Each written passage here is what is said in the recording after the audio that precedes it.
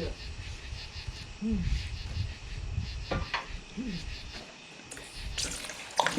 There's your copper. Look at that, guys.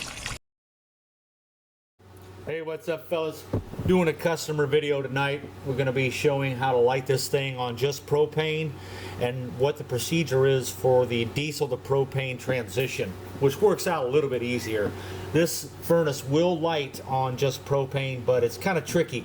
Similar to lighting a oxyacetylene torch. If you've never done it before, it takes a little bit of practice, but we're going to be looking at those two procedures just in case this subject comes up again, and we'll see what this thing can do. This is a open hearth reverberator furnace made for smelting brass. Let's take a look. All right, Blake, so we see here I'm firing this thing up on diesel first, and what I'm doing is adding propane and taking diesel away at the same time, and I'm making sure that flame stays a pretty good size. I know if I'm doing something wrong, if the flame gets too little, and you can see here in about 20 seconds I was able to transition from diesel to propane for a quick light.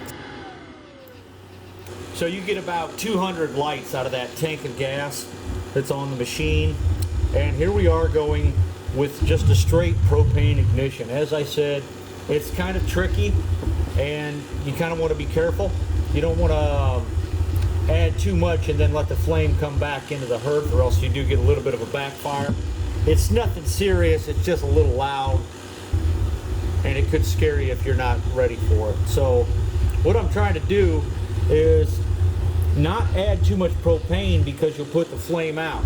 There's a certain little sweet spot there, so I'm turning up the air and the propane slowly at the same time, and as you can see, with a little bit of finesse, you can keep that flame lit and make it bigger and bigger. You add a little fuel, then a little air, add a little fuel, but in the beginning you have to keep your finger on that ignition to get it going.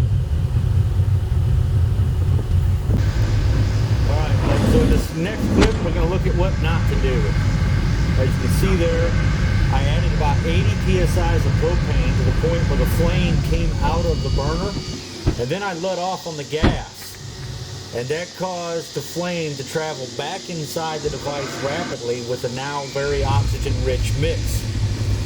So by turning the gas off with that blower running so fast, caused a backfire environment. So when you have a lot of air and that 9 to 10% propane mixture, you get a little bit of a backfire. So that's what we just seen right there. I wanted to show you that so you could avoid it. You don't want to put too much propane in there, and then if you do, it's best to just turn the blower off rather than turn the fuel down. If you find yourself in that situation, just get freaked out like something doesn't look right, the first thing to do is turn the air off and then the fuel.